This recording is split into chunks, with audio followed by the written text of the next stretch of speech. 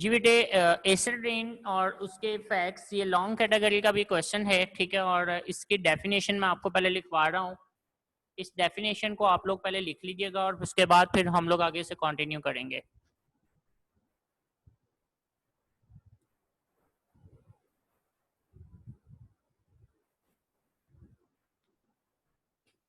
Definition आप लोग लिखेंगे एसिड रेन, इसकी डेफिनेशन आप लिख लें।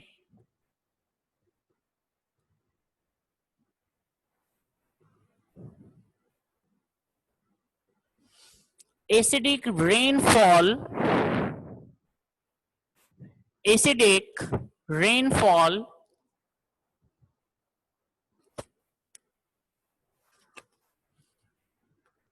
acidic rainfall because of air pollutants, because of air pollutants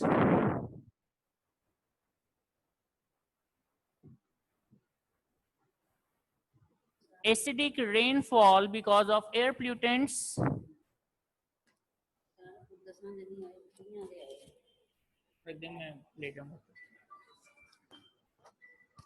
because of air pollutants that harm our environment, that harm our environment is called acid rain. I repeat, acidic rainfall because of air pollutants that harm our environment is called acid rain.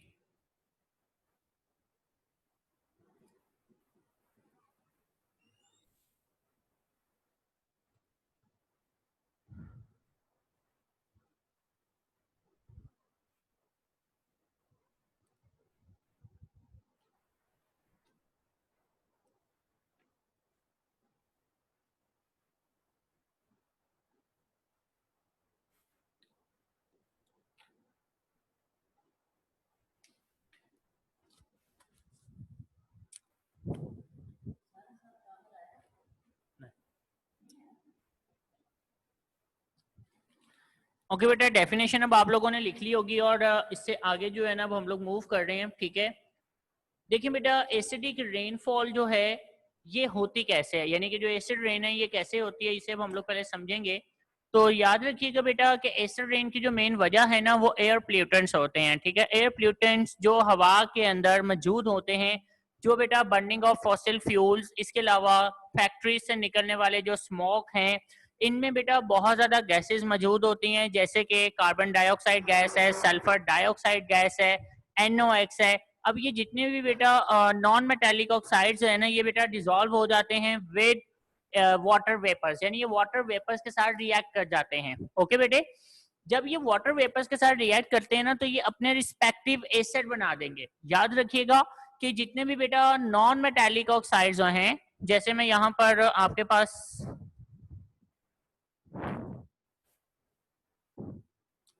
देखिए बेटा, ये आपके पास जो है वो non metallic oxides हैं,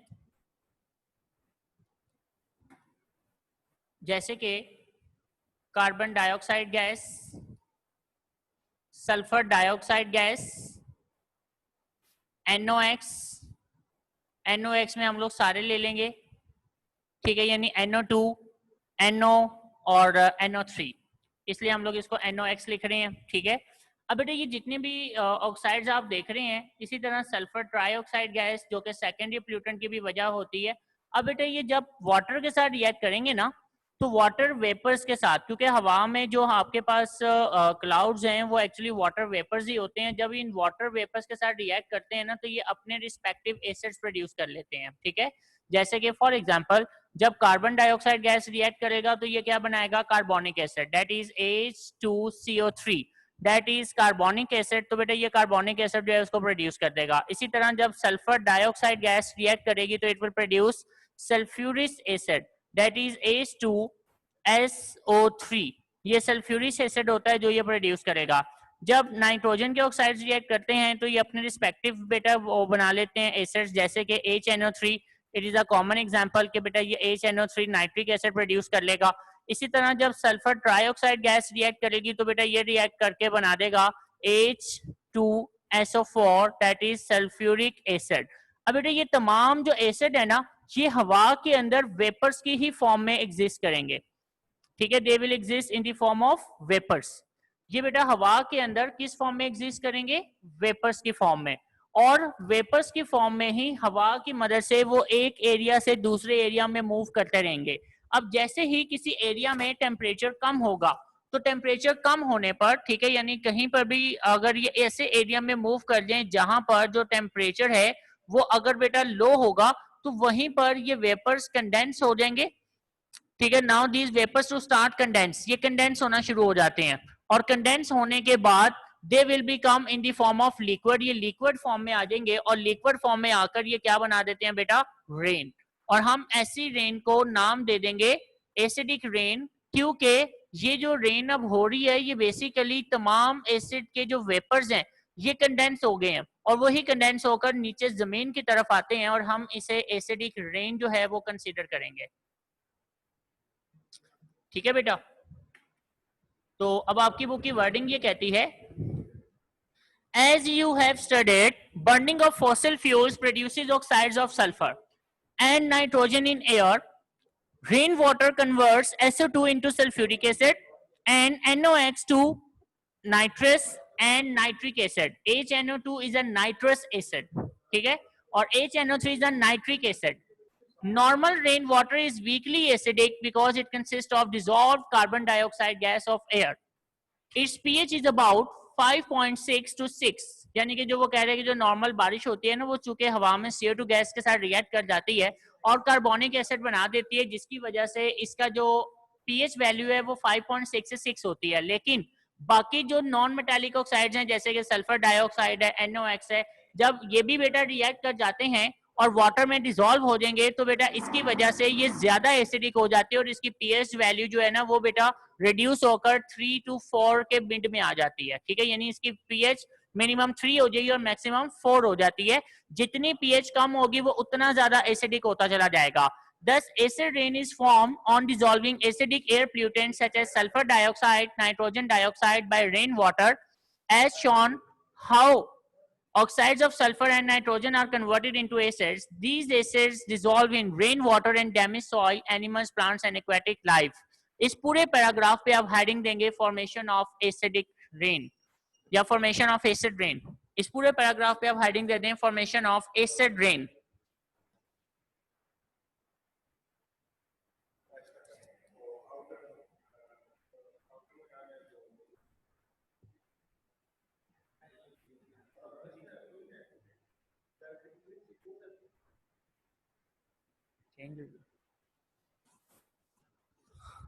अब acid rain की डेफिनेशन आपको मैंने लिखवा दी है बेटे, और यहाँ पर आपने हेडिंग देनी है फॉर्मेशन ऑफ एसिड रेन, ठीक है।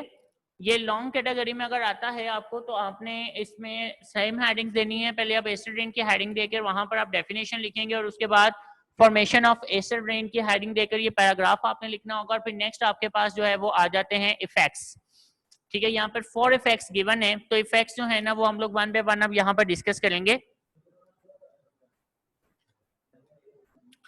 अब सबसे पहले हम लोग इसका जो पहला पॉइंट है ना, ठीक है, इसके ऊपर आप हेडिंग दे सकते हैं effect on life. Effect on life, it is just a reading topic और मैं इसे रीड करके साथ साथ एक्सप्लेन कर रहा हूँ बेटे। Acid rain on soil and rocks leches heavy metals, aluminium, mercury, lead, chromium, etc. with it and discharges these metals into rivers and lakes. अब वो ये कहता है कि जब ये एसिड रेन कभी सॉइल में या फिर रॉक्स के ऊपर गिरती है तो बेसिकली जो रॉक्स हैं या फिर जो सॉइल है ना, इसके अंदर बेटा मेटल आयंस मौजूद होते हैं, जैसे कि एल्यूमिनियम है, मर्करी है, लेड है, क्रोमियम है। तो ये जितने भी आयंस हैं ये इनके साथ रिएक्ट करेंगे और रिएक्ट करने के बाद एक सोलुबल सॉल्ट में चेंज हो जाएंगे, ठीक है। After the reaction they will make a soluble salt. Soluble salt water में डिसॉल्व हो जाएगा और फाइनली इस तरह से ये ट्रेवल करता हुआ रिवर्स या लेक्स में चला जाता है। जैसे मैं आपको एक छोटी सी एग्जांपल दे देता हूं बेटे। एग्जांपल के अंदर आप जो है ना, ये आपके पास सल्फ्यूरिक एसिड बना हुआ है, ठीक है। अब अगर आप इस सल्फ्यूरिक एसिड को रिएक्ट करवाते हैं एल्यूमिनियम के साथ, लेट्स सपोज ये मेरे पास एल्यूमिनियम है। अब जब ये एल्यूमिनियम के साथ रिएक्ट करेगा तो देखें बेटा, एल्यूमिनियम के साथ जब आप सल्फ्यूरिक एसिड को रिएक्ट करवाएंगे ना, तो ये आपके पास एक सॉल्ट बनाएगा और प्लस एक गैस प्रोड्यूस कर देगा, हाइड्रोजन गैस। अब जो यहाँ पर सॉल्ट बनेगा that is aluminium sulphate, Al2SO4 thrice, और प्लस इसमें क्या प्रोड्यूस होगी, hydrogen gas. Now aluminium sulphate जो है it has ability to dissolve in water, ये वाटर में डिसॉल्व हो जाएगा और वाटर में डिसॉल्व होने के साथ साथ ये बेटा रिवर्स और लेक्स के अंदर मूव कर सकता है, ठीक है। तो इसी तरह जो बाकी भी मेटल आयंस हैं जैसे आपकी बुक के ऊपर उसने मेंशन किया हुआ है, तो देखिए बेटा इसके अंदर उसने कहा हुआ एल्यूमिनियम है, मर्करी है, लेड है, क्रोमियम है, तो ये अपने रिस्पेक्टिव सॉल्ट्स बना देते हैं, when they dissolve in water they finally reach in rivers and lakes. आगे वो कहता है कि this water is used by human beings for drinking purpose, ठीक है। और जब यही पानी वो अगर ह्यूमन ड्रिंकिंग पर्पस के लिए यूज कर लेते हैं तो these metals accumulate in human body to a toxic level, और आहिस्ता आहिस्ता यही बेटा जो मेटल आयंस हैं like aluminium, mercury, lead, chromium, तो यह आपकी बॉडी में आहिस्ता आहिस्ता जमा होता शुरू हो जाते हैं। शुरू में जब इनकी क्वांटिटी लो होती है ना तो ये बॉडी में इतना ज्यादा कोई इफेक्ट नहीं पैदा नहीं करते, लेकिन जब ये एक खास पॉइंट तक जमा हो जाते हैं तो उसके बाद ये अपना एक पॉइजन क्रिएट करना शुरू कर देते हैं। और दूसरी तरफ वो कहता है कि on the other hand aquatic life present in lakes also suffers because of high concentration of these metals, और इसी तरह जो फिशेज हैं, जो प्लांट्स हैं, वो भी इन मेटल्स की हाई कंसंट्रेशन की वजह से बहुत ज्यादा डिस्टर्ब होते हैं। Specially high concentration of aluminium ions clogs the fish gills, ठीक है। जैसे अब उसने एक एग्जांपल दी है कि एल्यूमिनियम आयंस जो है ना वो फिश गिल्स को क्लॉग कर देते हैं, यानी उसको हार्ड बना देते हैं, जिसकी वजह से वो ठीक से सांस नहीं ले पाती। It causes suffocation and ultimately death of fish, ठीक है। इससे बेटा जो फिश है वो डेड हो जाती है।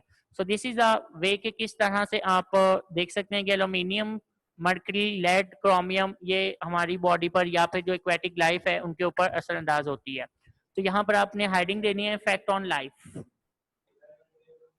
ठीक है। इफेक्ट ऑन लाइफ, यहाँ ह्यूमंस की भी बात हो रही है और यहाँ पर उसने जो है वो एक्वेटिक लाइफ की भी बात की है, तो आप कोई स्पेसिफिक नहीं करेंगे, आप सिंपल यहाँ पर हेडिंग दे देंगे इफेक्ट ऑन लाइफ, ठीक है। और उसके बाद नेक्स्ट अब आप लोग हेडिंग देंगे effect on buildings, effect on buildings. यहाँ पे आप हेडिंग देंगे इफेक्ट ऑन बिल्डिंग्स। तो acid rain attacks the calcium carbonate present in the marble and limestone of buildings and monuments, thus these buildings get dull and eroded day by day, ठीक है। अब इसकी वजह क्या है बेटे,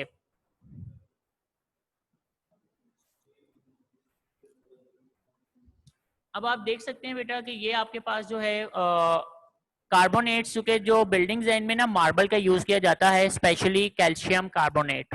calcium carbonate this is a marble जो आप लोग घरों में भी इस्तेमाल कर रहे हैं, ठीक है, और बिल्डिंग्स में भी इस्तेमाल होता है। जब भी बेटा इसके साथ कोई भी एसिड रिएक्ट करेगा ना, तो एसिड के रिएक्ट करने पर, ठीक है, जैसे वो H2SO4 ले लेते हैं हम लोग। अब सल्फ्यूरिक एसिड अगर इसके साथ रिएक्शन करेगा ना, तो रिएक्शन के नतीजे में आपके पास क्या चीज बनेगी, यहाँ पर वो प्रोड्यूस करेगा बेटा calcium sulphate plus carbon dioxide gas and water, ये बेटा प्रोड्यूस कर देगा।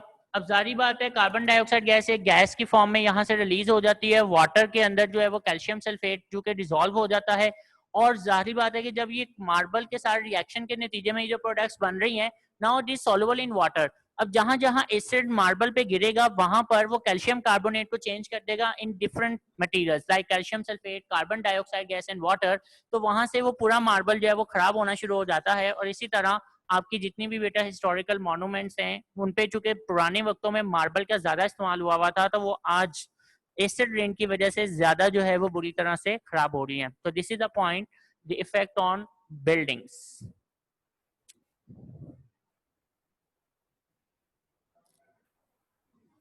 अब नेक्स्ट पॉइंट है आपके पास, इस पॉइंट पे आप हाइडिंग देंगे बेटा, नेक्स्ट पॉइंट पे आप हाइडिंग देंगे effect on soil, effect on soil, ठीक है जी। सॉइल पर अब क्या इफेक्ट होगा ये हम लोग देखेंगे। तो एसिड रेन जो है increase the acidity of the soil. अब जारी बात है कि जब ये बेटा सॉइल में गिरेगी तो सॉइल जो है वो इस एसिड रेन को एब्जॉर्ब करेगा, जिससे इस एसिड रेन की जो पीएच है वो कम होती है तो वो सॉइल की पीएच को भी रिड्यूस कर देगी, तो सॉइल की नेचर क्या हो जाती है, acidic.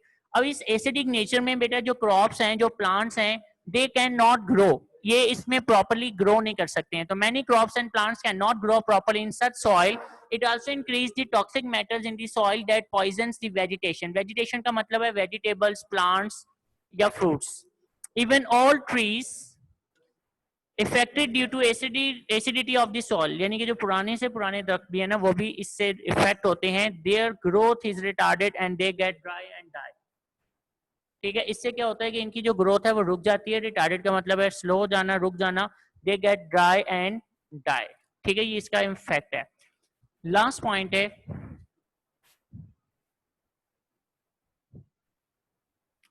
Effect on plants. Effect on plants, Acid rain directly damages the leaves of trees and plants, thus limiting their growth. ठीक है, जब ये acid rain plants के leaves पे गिरती है और इनके leaves डैमेज हो जाएंगे तो इनसे इनकी ग्रोथ जो है वो ठीक से नहीं हो पाती है, क्योंकि प्लांट जो है वो फूड बनाने के काबिल नहीं रहेंगे, जिसकी वजह से उनकी ग्रोथ भी डिस्टर्ब होगी। Depending upon the severity of the damage, जितनी ज्यादा डैमेजिंग होती है उसके according plants growth can be hampered. ठीक है, इससे जो प्लांट्स की ग्रोथ है वो रुक जाती है। हैम्पर्ड का मतलब है स्लो हो जाना। Plants capability to resist cold or disease reduces and ultimately they die.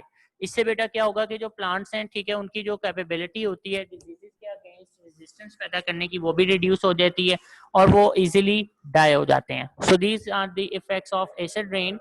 तो आपने इनके पॉइंट्स एज इट इज बनाने हैं और एक्सरसाइज से रिलेटेड भी कुछ शॉर्ट क्वेश्चन यहाँ पे बनेंगे जो मैं आपको मार्किंग में करवा दूंगा। ओके बेटा, मार्किंग में फिर आपको अब नेक्स्ट जो आपकी वर्किंग होगी उसके अंदर करवा दूंगा आपको।